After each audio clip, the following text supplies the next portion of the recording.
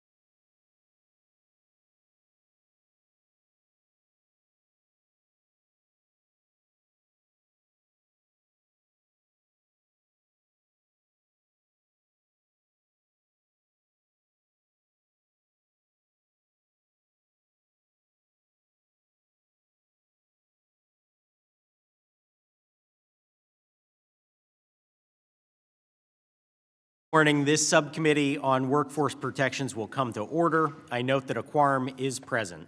Without objection, the chair is authorized to call a recess at any time, and for note, we will be doing so for House voting in just a few minutes here. We all share the goal of keeping hardworking Americans safe.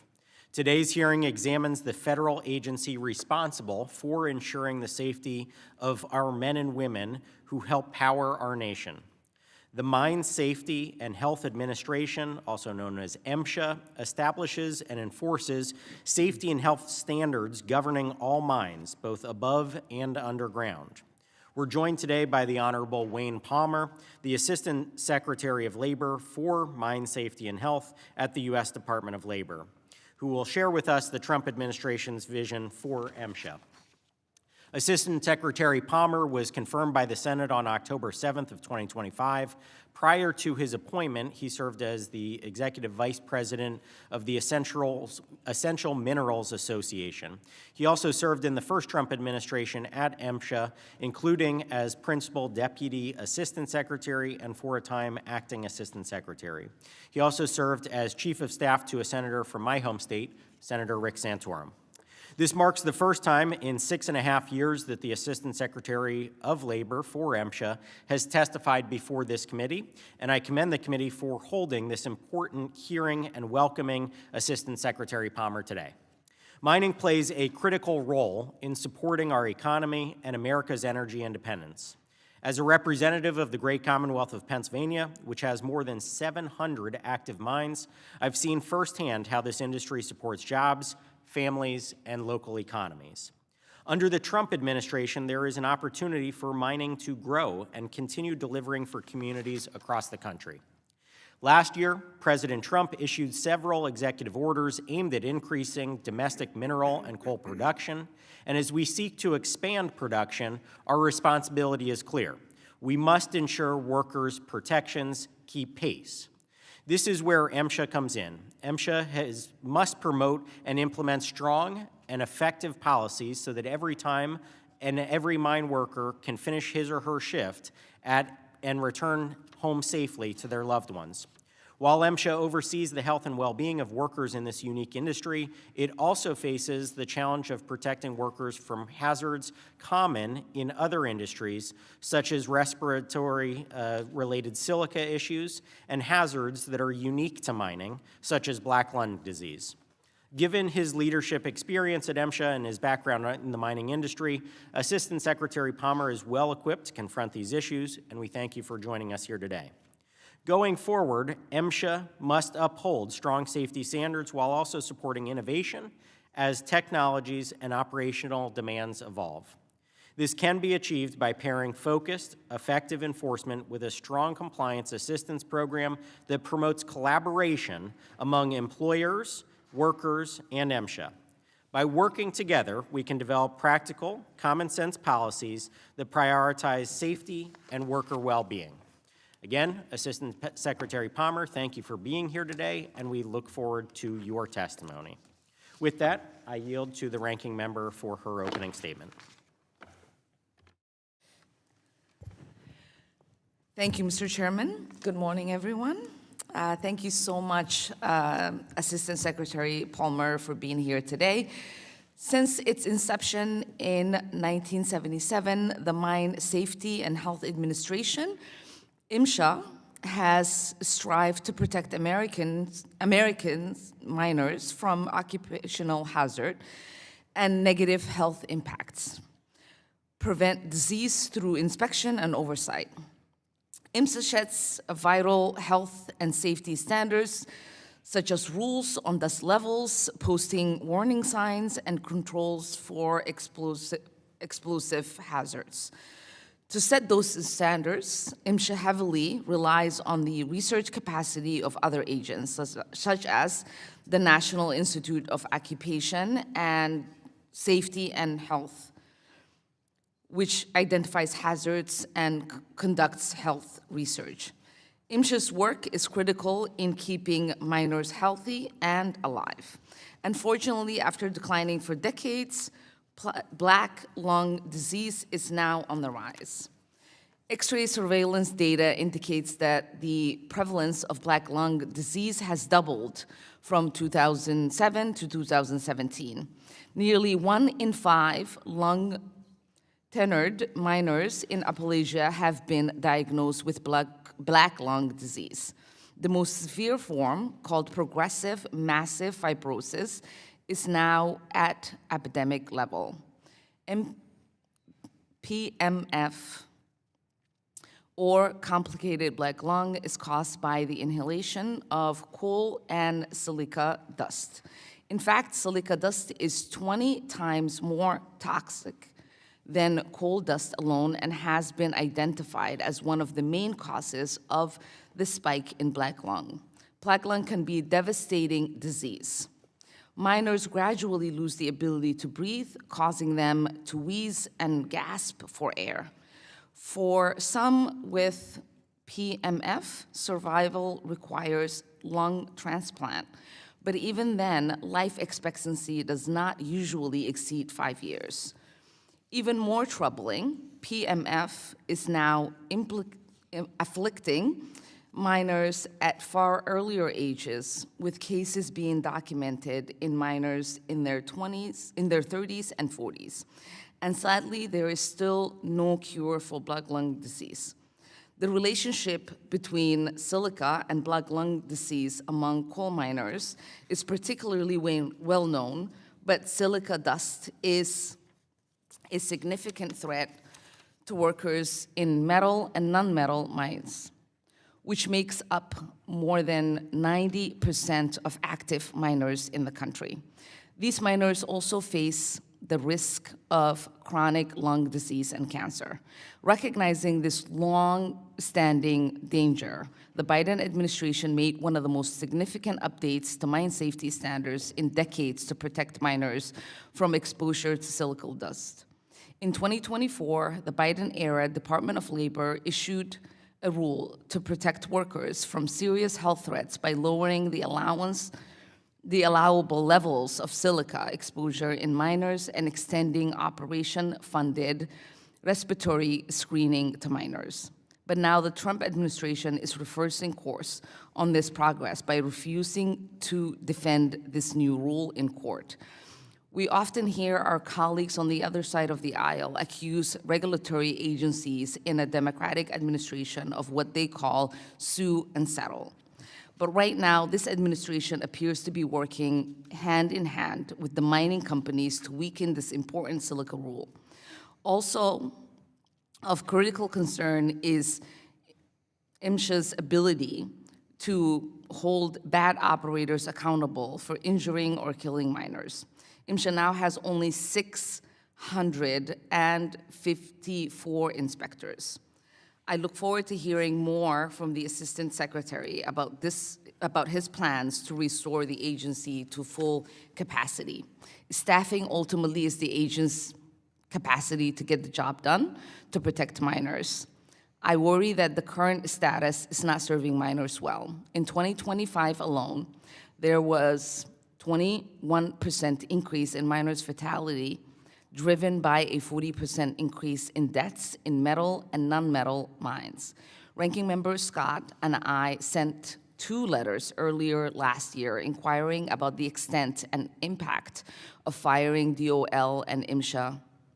The administration has so far failed to provide a substantive response to these letters, leaving Congress and the miners who rely on the services of MSHA in the dark. By firing staff at MSHA and NIOSHA, refusing to enforce safety regulations and closing dozens of MSHA offices, the Trump administration is failing to protect the health and safety of hardworking miners and sabotaging decades of efforts to prevent black lung.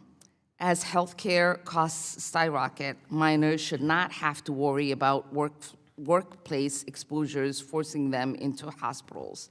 Assistant Secretary Palmer, I look forward to our conversation today, and I hope that we can figure out a way to keep miners safe and prevent future tragedies. Thank you, Chairman, and I yield back. Pursuant to Committee Rule 8C, all members who wish to insert written statements into the record may do so by submitting them to the committee clerk electronically in Microsoft Word format by 5 p.m. 14 days after this hearing. And without objection, the hearing record will remain open for 14 days to allow such statements and other extraneous materials noted during the hearing to be submitted for the official hearing record. I note that some of my colleagues who are not permanent members of this subcommittee may be waiving on for the purpose of today's hearing. Now to our witness introductions. Obviously joined by one individual today who has already been introduced, Mr. Wayne Palmer, the Assistant Secretary of MSHA. We want to thank you for being here today, and we look forward to hearing your testimony. Pursuant to committee rules, I would ask that you limit your oral testimony to a 3-minute summary of your written statement, which you have provided to all of the committee members. As committee members may have many questions for you, the clock will count down from 3 minutes, and pursuant to Committee Rule 8D and committee practice, however, we will not cut you off until you reach the 5-minute mark. I would also like to remind you to be aware of your responsibility to provide accurate information to the subcommittee. And with that, Assistant Secretary Palmer, you are recognized for your testimony. All right. Thank you, and good morning, Chairman McKenzie, Ranking Member Omar, and members of the subcommittee. Thank you for inviting me to testify here today, and I also want to thank Chairman Wahlberg and Ranking Member Scott for joining this hearing. It is an honor to appear before this subcommittee and to represent President Trump, Secretary Chavez-Dreamer, and the Mine Safety and Health Administration. As a descendant of both coal and metal non-metal miners, it is a privilege to serve as the 12th Assistant Secretary for MSHA, and I can think of no mission more vital than ensuring the day-to-day safety and long-term health of our nation's 325,000 miners. Being called to appear this early in my tenure as Assistant Secretary, I thought it would be helpful to share with you my initial vision for how I believe MSHA should fulfill its mission of promoting safe and healthful workplaces for the nation's miners. In accordance with Executive Order 14219, which directs agencies to focus limited enforcement resources on regulations squarely authorized by statute, MSHA will first prioritize statutorily mandated mine inspections, along with accident investigations and mine rescue operations. In enforcing MSHA's statutes and regulations, we will call balls and strikes, and when mine operators commit errors, we will cite and penalize according to the Mine Act's strict liability standard, even-handedly, without fear or favor. I also will seek to modernize the agency in 2 ways. The first is through technological advancements. As Deputy Assistant Secretary in the first Trump administration, we launched an aerial drone program for inspecting high-hazard impoundments using 3D imaging, enabling our inspectors to identify structural deficiencies in tailings dams from a safer distance. We pioneered an artificial intelligence platform capable of predicting real-world mine safety risks based on decades of data. As I sit here today, we are further refining this AI platform and will integrate its predictive data into smart helmets that we soon will be field testing in mines. Second, wherever possible, we will modernize agency regulations. During the first Trump administration, for example, we updated existing rules to accommodate advancements in electronic detonators, which minimize accidental misuse during blasting in a mine. I take the helm at an especially important, dynamic moment for America's mining industry, as this administration implements policies to improve American competitiveness and address downstream affordability for consumers of finished goods and energy. As you know, we have grown dependent on non-domestic mineral supply chains, including from countries hostile to our economic and security interests. This administration is vigorously pursuing policies aimed at reshoring those supply chains, where the previous administration granted FAST-41 permitting status to only a single new mine project. Already during its first year in office, the Trump administration has granted such status to 14 additional projects, focused all on critical minerals.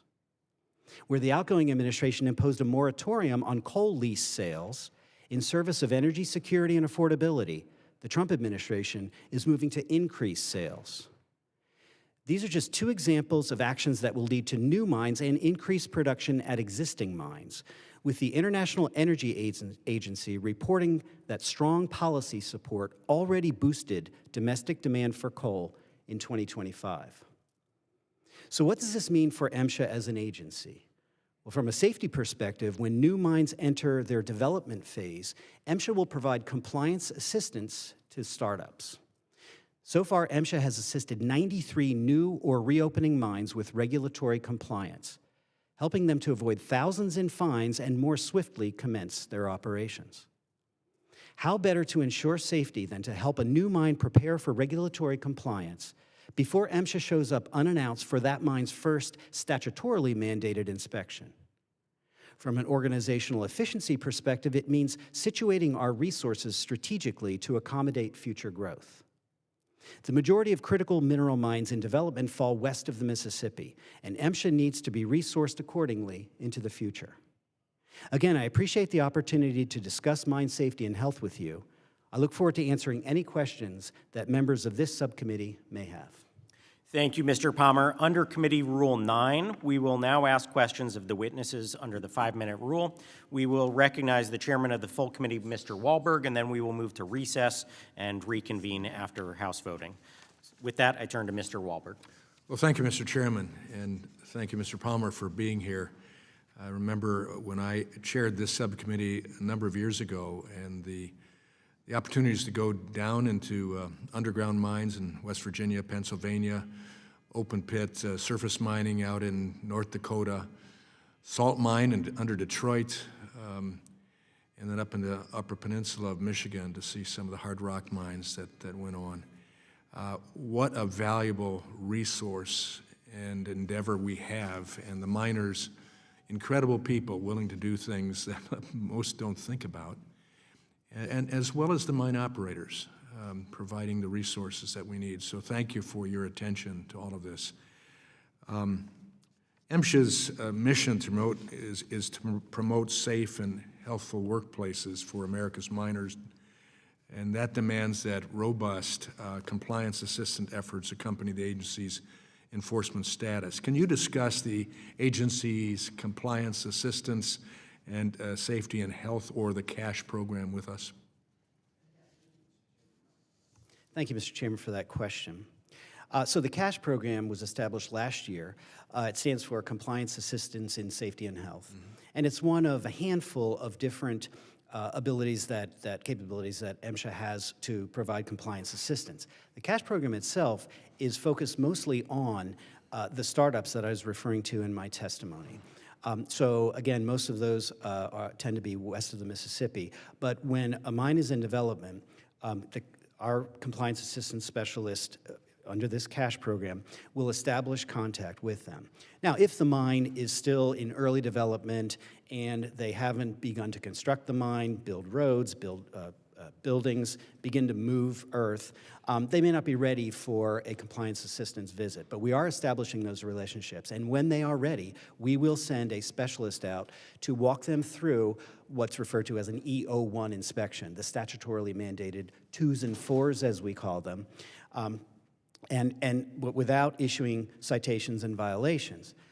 Then, at some point, unexpectedly unannounced, because under the Mine Act it would constitute advance notice, which is prohibited, at some point an MSHA inspector subsequently will show up unannounced and do the full E01 inspection, including violations and citations. But again, as I said in my testimony, it's all in service of preparing them to comply and educating them on how this works, especially if the mine operator, the company, is headquartered, based in a different country where they have a different system for mine safety, and they're not familiar with the Mine Act, the Miner Act, and 30 CFR. Well, that side of the ledger is so important, to have clear understanding. The enforcement aspect always has to be there, Right. but it has to be done in such a way that it's a partnership in the process, so I appreciate that. We can all agree that vast majority of mine operators want to do the right thing. It costs them significantly if they don't.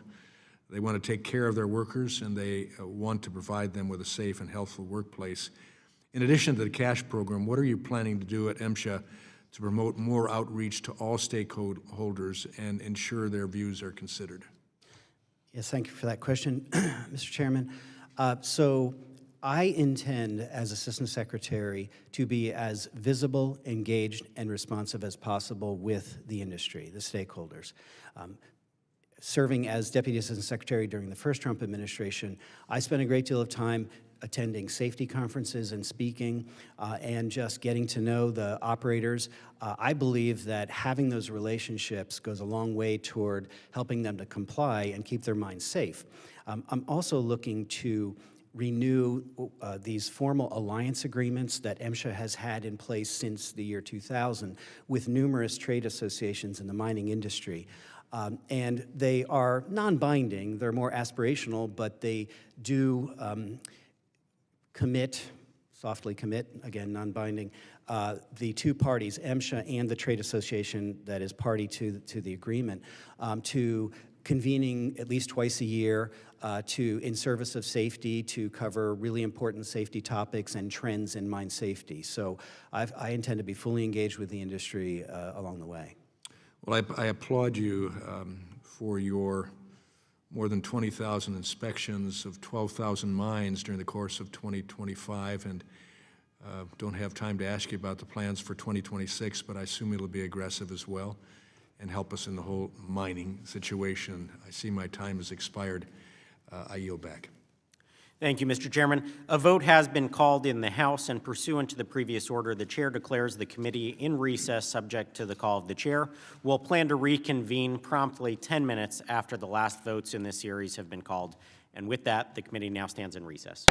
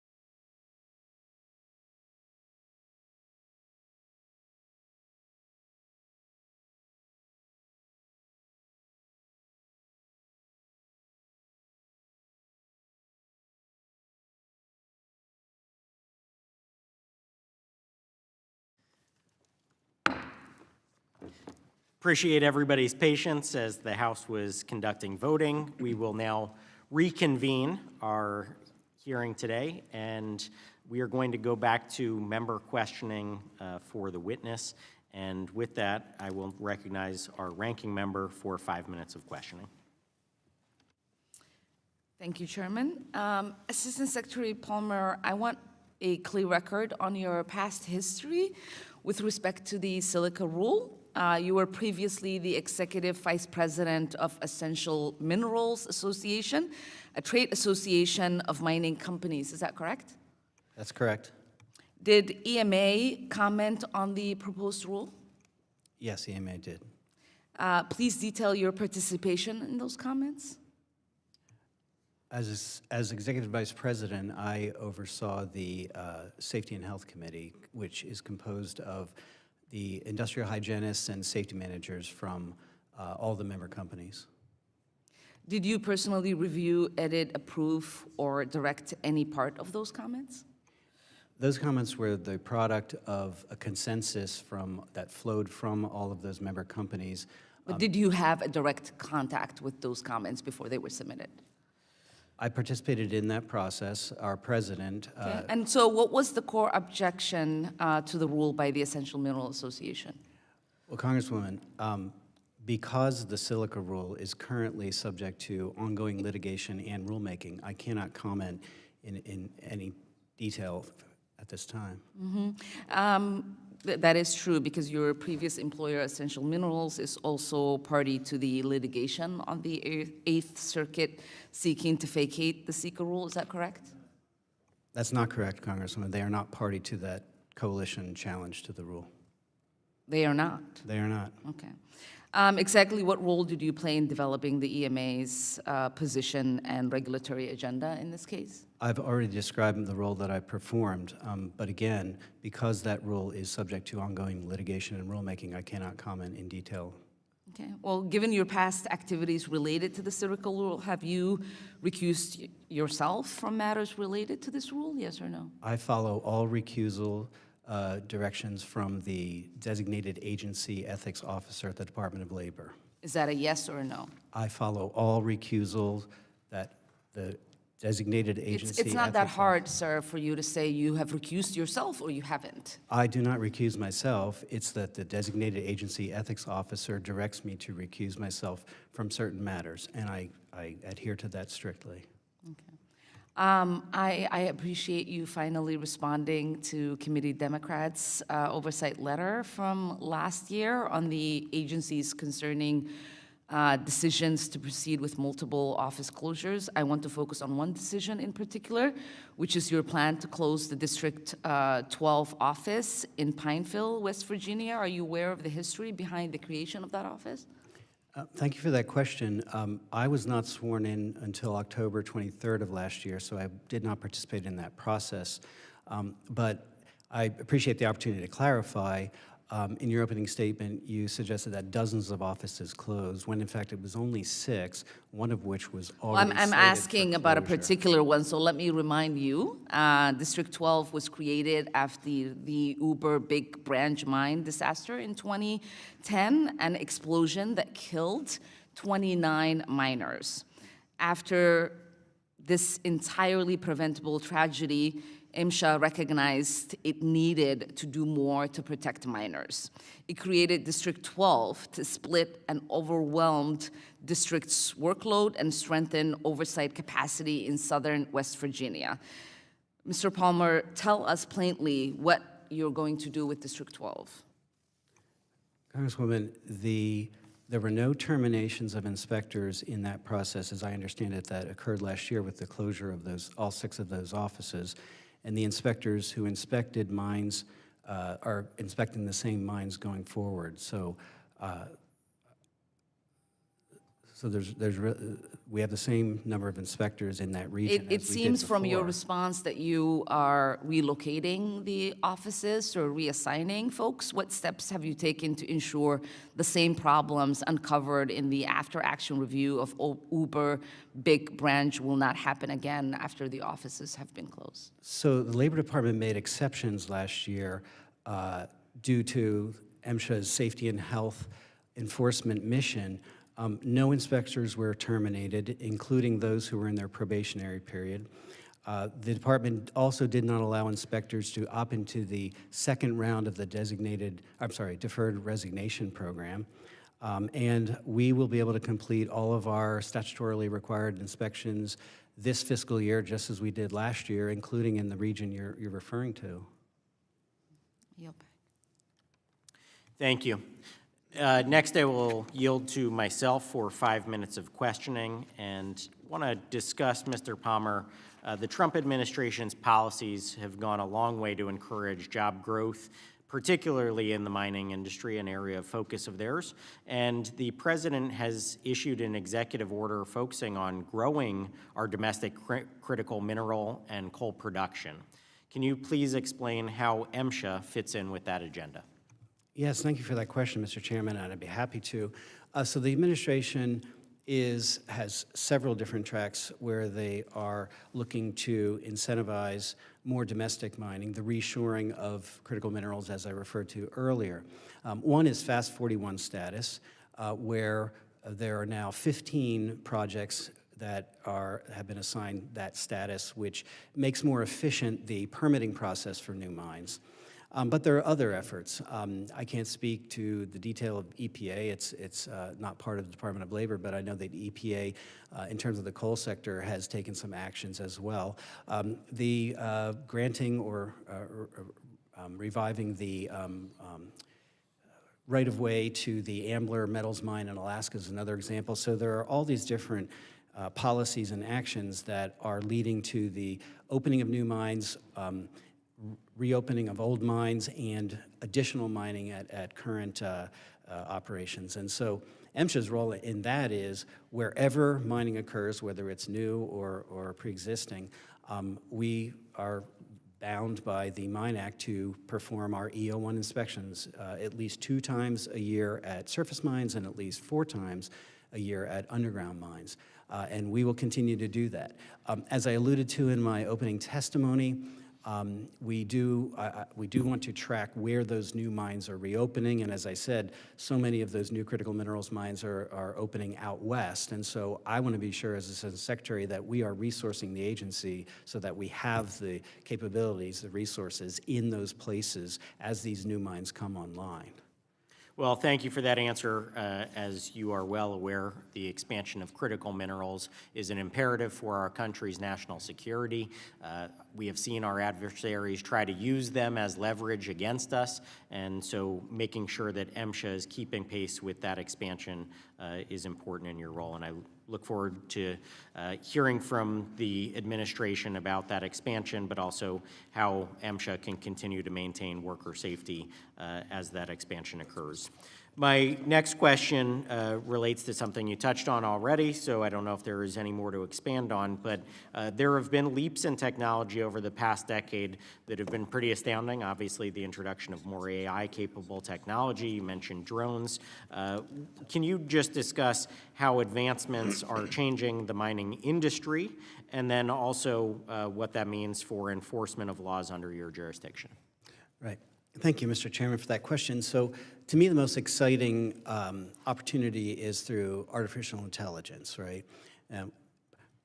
Mine operators themselves are looking to adopt it, but at MSHA, as I said in my opening testimony, we are working on predictive analytics. So taking decades and decades of very granular data that our inspectors have collected and deposited into our database, using predictive analytics, we are developing dashboards.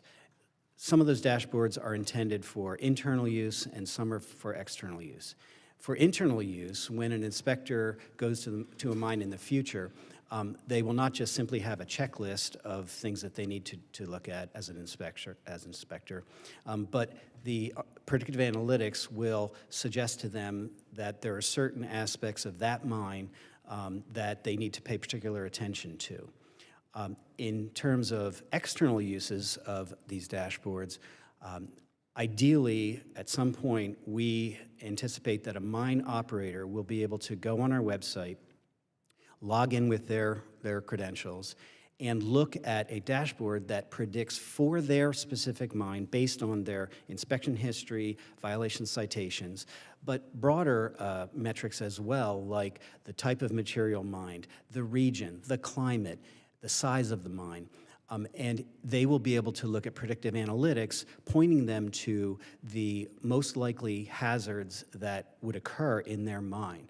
So if you're a mine operator, will be extremely valuable in terms of focusing their internal safety protocols on the places where an accident, an injury is most likely to occur. So I'm especially excited about the artificial intelligence capabilities we're developing.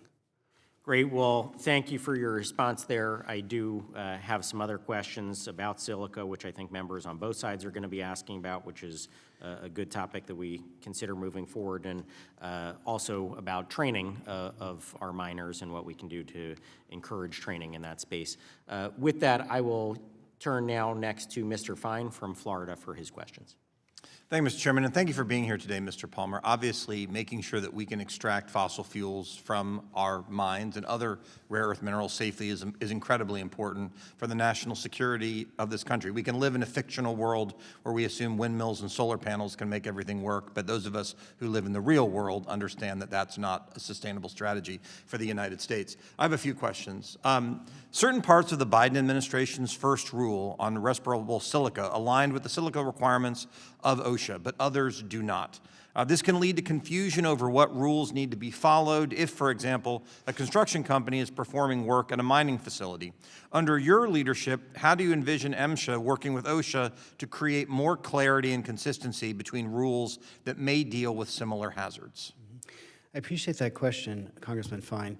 So as I said earlier, I cannot comment at this time on the silica rule in as much as it's pending in litigation and rulemaking, but I can say this. So the Assistant Secretary for OSHA, Dave Keeling, and I were nominated on the same day, confirmed on the same day, sworn in at the same time, and we have a great now pre-existing relationship, and we do consider OSHA and MSHA to be sister agencies, and so on any number of rules or specific risks or hazards, Dave and I talk all the time, and I look forward to collaborating with him routinely throughout our 10 years. So I appreciate that question. Well, thank you. I want to ask you, since you are new, I'd like to ask you about any challenges you've encountered as you begin your tenure at MSHA and set priorities. Were there any impediments from the Biden administration that hindered the agency? And if so, what were those impediments? Well, I appreciate that question, Congressman. There is one thing that I will highlight. Back in 2021, the Biden administration promulgated an executive order requiring all agencies to further diversify their workforce. And at MSHA, what that meant was something called the Bridge program that the Biden administration at MSHA created. They dispensed with the requirements that are in 5 pre-existing laws going back to the Coal Mine Safety Act of 1941, and including the Mine Act of 1977, requiring MSHA to hire as new inspectors those with 5 years or more of mining experience, and they dispensed with that and created what they called this Bridge program. Well, they hired 54 such individuals, and I'm pleased to say that 21 of them graduated, so to speak, to become full-blown inspectors performing the EO1 inspections I've been referring to. Unfortunately, though, 33 of them did not. And so that's a 61% dropout or attrition rate. And were it not for that ill-conceived program where they hired individuals with no mining experience, we would have potentially 33 more inspectors to perform our inspections, which would relieve some of the pressure on the rest of the inspectorate. So you're saying, so I understand that the Biden administration put hiring unqualified DEI hires ahead of making sure miners were safe. You could view it that way, Congressman. Okay, so miners being killed is less important than having unqualified DEI hires. Well, as I say, they dispensed with that requirement that is in 5 separate laws dating back to 1941. And I will say that during the first Trump term when we hired, we did require the pre-existing experience, the prerequisite. So other than sacrificing minors' lives on the altar of DEI, are there any other internal policies still lingering from the Biden administration that you intend to address? Congressman, no, nothing comes to mind apart from that. Well, I certainly appreciate you getting rid of that stupid policy, and so I yield back, Mr. Chairman. Thank you. And next, we will go to Ranking Member of the Full Committee, Mr. Scott. Thank you, thank you, Mr. Chairman. Mr. Secretary, there are thing called impact inspections are important because they complement the mandatory twice-a-year and four-year inspections. They're important because they target mines with significant compliance issues for additional inspections. The CNN has reported a 75% decrease in impact inspections for the first half of 2025 compared to the same period in 2024. How many impact inspections did MSHA complete in total for 2025? Congressman, I appreciate the question. I do not have that number close at hand. I will say that we have continued what we call targeted inspections. I think it's really a question of nomenclature that are akin to the impact inspections. I don't have that number offhand, but I could get that for you as follow-up if you'd like. Has the number of these, why did the number of impact inspections fall so precipitously? Again, Congressman, I don't have that number close at hand. We continue to do what we call targeted inspections, which are akin to the what used to be called impact inspections. And could you get the number of those that you have performed? Yep, sure, I can follow up with that. And your testimony doesn't mention impact inspections, so if you could kind of talk about that and what you intend to do going forward. Since 2010, MSHA publicly posted notices and results of these kinds of inspections, but the agency appears to have stopped sharing that information publicly. Is that true? To the best of my knowledge, we do not publish those under the current administration. Why is that? Congressman, I will be happy to look into that. I believe that predates my confirmation and swearing in last year. I believe they were terminated last year. I'll check into that for you. Okay. Silica Enforcement Initiative that was launched in 2022 to target mines with dangerous levels of silica dust. Is MSHA continuing to implement that initiative? Congressman, as I said earlier, because the silica rule is subject to ongoing litigation and rulemaking, I cannot comment further at this time. Well, that's an initiative, that's not a rule. We continue to inspect mines as we have previously, including sampling for dust, including silica, if that's what you're asking. Yes, we haven't suspended our normal inspection protocols. Well, do you know how many mines were inspected under the Silica Enforcement Initiative in 2025? I do not have that number close at hand, but I can get that for you as well. Okay.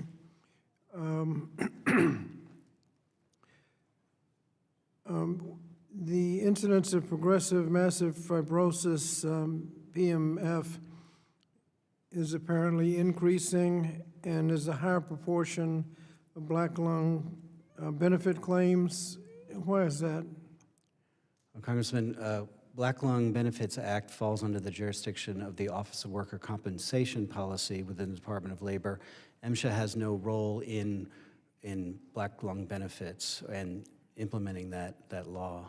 Right, but you have a role in preventing black lung disease. Oh, sure. So if that's your question, Congressman, the coal dust rule is still fully in effect. We continue to sample for that type of dust.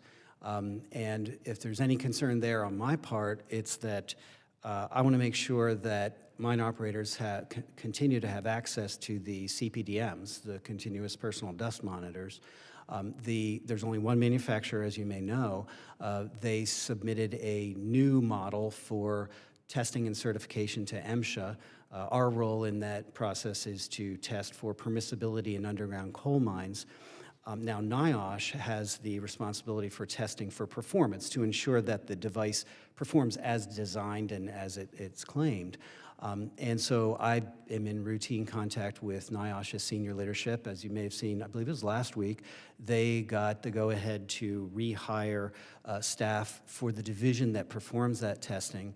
And so Dr. John Howard, who heads NIOSH, as you know, he and I together want to make sure that assuming this new device does, it get tested and certified and passes the tests, that it is available to the mine operators. Can you comment on whether or not the staffing levels are sufficient to fulfill your responsibilities, and whether or not the closures of field officers has had an adverse effect on your ability to get your job done? Congressman, we completed, as Chairman Wahlberg said earlier, all of our statutorily mandated inspections in fiscal year 25.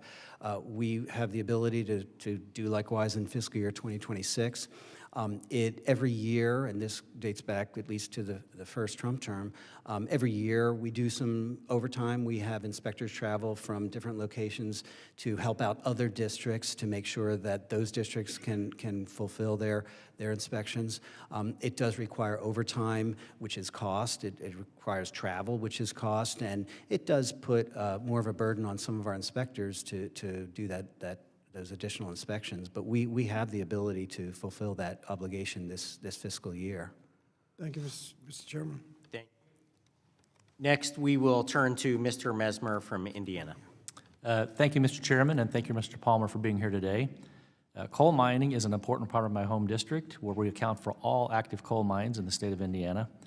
My constituents feel it deeply when onerous federal restrictions shutter coal mines across the state, raising our energy bills and taking away critical jobs from Hoosiers. In December, the Trump administration ordered a temporary halt to the plant shutdowns of two coal-burning power plants in Indiana. This announcement and President Trump's executive order to reinvigorate America's clean coal industry are examples of his administration commitment to lowering Americans' cost of living and restoring U.S. global energy dominance. Mr. Palmer, can you tell us just how important domestic coal mining is to the United States? Thank you for that question, Congressman. It's extremely important, which is why the administration promulgated executive orders last year and has taken other actions to help reinvigorate the American coal industry. I mean, when the average American thinks about coal, they think of, I think, one thing, which is power generation. But there are different types of coal used for different purposes. The two main ones, of course, are thermal coal for power generation, but then there's also metallurgical coal, which is used in steelmaking. But there's also anthracite coal, which my ancestors mined in northeast Pennsylvania in prior generations. That's used in the electric arc furnace steelmaking, green steelmaking as it's called. And that, too, is a potential source for critical minerals and rare earth elements. Between the first Trump term and my current tenure, I participated in something called Core CM, which was is still a Department of Energy program for researching ways to extract critical minerals and rare earth elements from coal and anthracite and some coal out in the Powder River Basin contain a lot of such minerals and elements. From coal, from mine tailings, from slag, from the metal smelting process, fly ash, all sorts of waste materials, acid mine drainage. And so coal is not just one monolithic commodity that is used for electricity generation. It's important to us for a lot of different reasons and a potential source for some of the critical minerals that the President's trying to reshore back into the United States. So I appreciate that question. Thank you. In order to keep up with the demands of the coal industry, we must ensure that the health and safety of miners is a top priority. However, the Biden-era one-size-fits-all rules like the silica rule currently being litigated are not a solution. I appreciate your response to my letter and other members of this committee asking for MSHA to consider amending the silica rule and confirming your administration's goal of working with mining operators. MSHA has a history of providing compliance guidance on final rules, so employers know the regulations and how to protect their employees. Do you expect to issue a compliance guidance document along with any final rules? Absolutely, Congressman. So with any final rule, depending on the magnitude of the rule, we will at least issue guidance documents, but in many cases, we'll hold public meetings across the country where operators can come and in person hear from MSHA's enforcement, our technical support group, all the subject matter experts on how to comply with that given rule. So yes, absolutely, we want to be as forthcoming as possible in helping operators comply with any rule that we might promulgate. Thank you. Will MSHA also ensure that inspectors are fully briefed on these guidance documents so they are well equipped to help employers protect their employees? Absolutely, Congressman. So as you probably know, we have the Mine Health and Safety Academy in Beckley, West Virginia, and that's where we do our training. It's not just for entry-level inspectors and such. We have all sorts of training down there, and that's where we would typically educate our, and a lot of it is virtual as well, educate our inspectorate in terms of any given new rule on how it works and how to help the operators to comply with that rule. Well, thank you. I appreciate your responses, and I yield back the remainder of my time. Thank you. Next, we'll go to Mr. Grothman from Wisconsin. Thank you. I think a lot of people, when you first bring up mining in this coal mining, are immediately reminded of a comment of a person running for presidency in this country. We're going to put a lot of coal miners and coal companies out of business. Do you remember that quote? It's kind of well publicized at the time. I do, Congressman. Yeah. The thing that scares me about it is she represented a lot of people who apparently are just instinctively anti-coal. Do you feel within your agency that mindset exists among any of the regulators or anybody put together regulations? Do you see that of some of the people you work with? No, Congressman, I don't. During the first term, serving as Deputy Assistant Secretary, developed great relationships with our career staff. Those carry over into this administration. They're extremely professional. We have some of the best subject matter experts on all sorts of aspects of mining, roof control, ventilation control, mine rescue, the construction of impoundments, dams, and things. So no, I enjoy working with them. I have great relationships with them, and so I actually do not see that as an impediment. I'm glad to hear it. Could you comment a little bit about what you think the role of coal is in future American energy policy? Do we have the ability to expand the use of coal over, say, what it's been the last 10 years? Well, Congressman, the potential for future additional coal mining depends on policies across a lot of different agencies. Right. From MSHA's perspective, it really is a matter of responding where through whatever policies and actions the administration takes, to the degree that there is additional coal mining, then we must respond and make sure we're inspecting. I guess I'll put it this way. Do you feel we're in a position that if on a national level or a state level, they're going to build more coal-fired plants, that we have the ability to extract more coal out of the coal mines and do it safely? Oh, we do have the ability to extract more coal. The deposits exist, the technology exists, the operators are there. As long as it's profitable, they will. And yes, I'm confident that MSHA has the staffing, the expertise, and the will to, every fiscal year, fulfill our statutory obligations under the Mine Act. So yes, absolutely, I'm confident of that. Okay, I want to flag for you an issue related to EPA's Integrated Risk Information System assessments. Okay, I know IRIS falls squarely under the EPA's guidance, but I'm concerned about its impact on the mining operations in Wisconsin. And you're familiar, we have some mines in Wisconsin. The IRIS assessment failed to address unresolved concerns before a final version was released, and as a result, it raises questions about its scientific credibility. The contents of this assessment and the resulting actions from it could have an impact on Wisconsin miners. Can you commit to working with my staff and our local stakeholders to understand how this issue could impact continuing investment or job retention in Wisconsin? I do, Congressman. If I'm not intimately familiar with the IRIS study, but I understand it pertains to arsenic. And in terms of mine safety and health, if at a mine, a given mine, there is possibly the possibility of an overexposure to arsenic, we would send our specialists, our industrial hygienists out to collect a sample, put it through the lab, and if they identify an overexposure, they would go out and assist the mine with remediation. I will say that there hasn't been an overexposure of arsenic in MSHA's records for at least the last 35 years. So at this point, it doesn't appear to be a hazard in the mines. But I do commit to working with your staff on this issue. Thanks. Your written testimony illustrates ways you seek to modernize MSHA, including modernizing agency regulations. Could you share with us policies that you're considering for potential regulatory or deregulatory action? Oh, yes, Congressman. So it predates my tenure, but early last year, the president issued 3 executive orders that collectively required certain agencies a lot of agencies to promulgate deregulatory initiatives. Again, that predates me, but between June and July of last year, MSHA did publish 19 different regulatory items that all of which are classified as deregulatory. Those are still in the pipeline.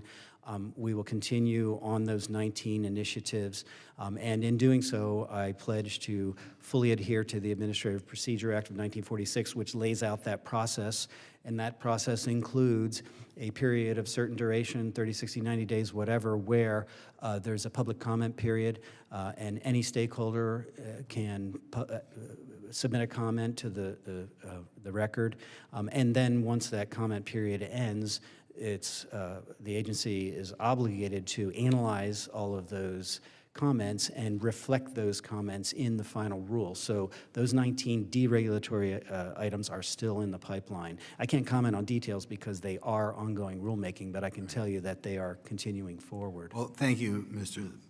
Assistant Secretary. I'm glad you came over here today, and you're exactly the type of person we need over there to be a fair broker when it comes to mining. Well, thank you, sir. Thank you. And our final set of questions come from Mr. Moylan of Guam. Mr. Chairman and Ranking Member, thank you for allowing me to wave on to the subcommittee today, and it's good to be back. Mr. Palmer, thanks for coming today, and I want to say congratulations on your confirmation, and thank you again for the work you did with me and my team while you were Senior Advisor for Congressional Affairs. Thank you so much. And I'm looking forward to working with you in your new position as well. So, Mr. Palmer, in 2024, a report from the Department of Labor Office of the Inspector General found that MSHA failed to sufficiently identify its own jurisdictions and had never conducted mandatory mine inspections in 3 U.S. Pacific territories. So how are you making sure MSHA completes these inspections and fulfills its mandates?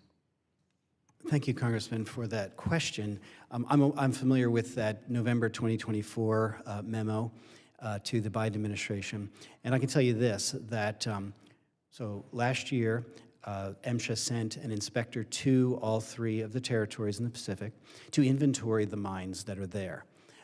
They inventoried 17 mines, and subsequently, senior officials I know met with your office and offices for the other 2 territories. As I sit here today, our head of enforcement and our assistant district manager from our Birmingham, Alabama office are in the territories. They are meeting with government officials and mine operators to talk about the process going forward. Next week, we're sending inspectors over, and they're going to perform compliance assistance visits. Because these are first inspections for your mines, they're going to go out and walk each mine through an EO1 full statutory inspection, but without issuing any citations or violations. At some point in the future, they will return and perform one of the actual EO1 inspections, and it'll be the real inspection with actual violations and citations. But the whole idea, again, is to orient your mine operators and make sure they understand how the process works so that when MSHA shows up unannounced, they'll be prepared to get through an inspection, hopefully with very few citations and violations.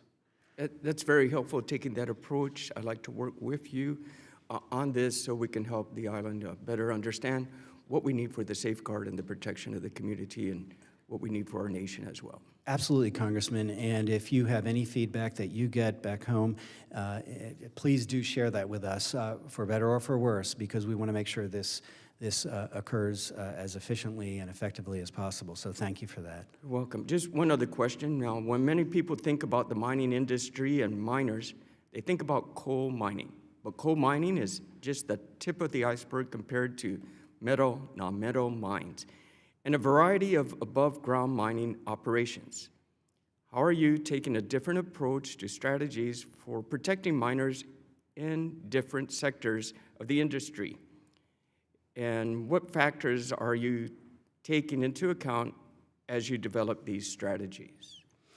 Yes, thank you for that follow-up question. So back during the first Trump administration, the Assistant Secretary Dave Zeteslo, I think you could call it his signal achievement, was creating something called One MSHA, where previously within the Enforcement Division, there were two separate verticals. One was for coal, safety, and health. The other was for metal, non-metal. And you're right, for every coal mine, there are a dozen metal, non-metal mines. And to your point on surface versus underground, for every underground mine, there are 24 surface mines. And so I'll give you a good example pertaining to your territory. As I mentioned that the assistant district manager from the Birmingham, Alabama office is with our head of enforcement in the territories right now. Well, the reason he's there is because the inspectors we're going to send to do those compliance assistance visits and the subsequent full inspections are from our Puerto Rico office. They are most familiar with, most expert in the types of mines, all surface mines in the territories, right, that you have in your territories. And so we're sending the ones who are most expert. So it's a situational thing. It's tailoring our inspections or compliance assistance visits to the type of mine. And yes, surface mines are quite different than underground mines, and we want to acknowledge that, even though now the Enforcement Division is one, unified unit. Thank you for the explanation. Welcome aboard. Looking forward thank to you. working with you. Thank you, Mr. Chairman. Thank you. That concludes questioning, and we will now move to closing remarks. I would like to recognize the ranking member for her closing statement. Thank you, Mr. Chairman. Once again, thank you, Assistant Secretary Palmer, for joining us today. The important of the Mine Safety and Health Administration's role is protecting the lives of miners cannot be overstated. Black lung disease caused by inhalation of coal and silica dust is increasingly affecting younger and younger miners. The Biden administration saw this as an imminent danger and took steps to protect miners from silica exposure through common sense safety standards. Unfortunately, instead of enforcing the Biden-era rule, the Trump administration has given mining executives a pass to put miners in harm's way without proper protection against silica exposure. And the administration's chaotic firing of staff at MSHA and NSHA is efforts to close dozens of regional MSHA offices have undermined decades of work preventing plague lung, avoiding workplace disasters, and saving workers' lives. MSHA's work, quite literally, can mean life or death for tens of thousands of miners. That is why Congress must take action to hold MSHA accountable and ensure its enforcement well-researched safety regulations and conducts regulatory inspections. Because miners deserve to come home at the end of the day, safe, healthy, and well-paid. Thank you once again for joining us today, Assistant Secretary Palmer. I look forward to continuing our conversation and discussing more ways that we can keep miners safe on the job.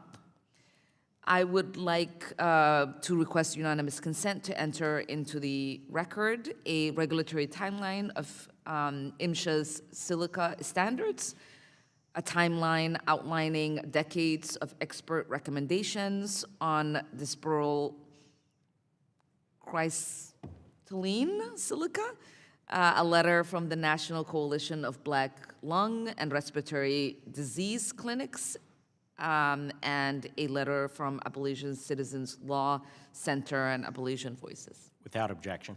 Thank you, and I yield back. Thank you, Mr. Assistant Secretary, for joining us today. Your testimony has been very helpful for those of us members of the committee, and we appreciate you sharing your vision for how MSHA can achieve its goal of keeping America's miners safe and healthy. With advancements in technology and this administration's emphasis on domestic resource production and energy security, we're very likely at a hinge moment in this industry, and we look forward to seeing mining thrive once again all across our country to help not only our economy, but also national security. By promoting a strong safety culture, MSHA helps mines operate more reliably, protects workers' rights, and reinforces public trust in the mining industry. So we support your efforts as you strive to keep miners safe and productive. Again, I'd like to thank you for joining us here today. It's been over 6 years since an Assistant Secretary of MSHA has come before the committee, and it's an important part of our work on the Workforce Protection Subcommittee. I'd like to thank you again, and without objection, there being no further business before the committee, this subcommittee stands adjourned. Thank you, Mr. Chairman.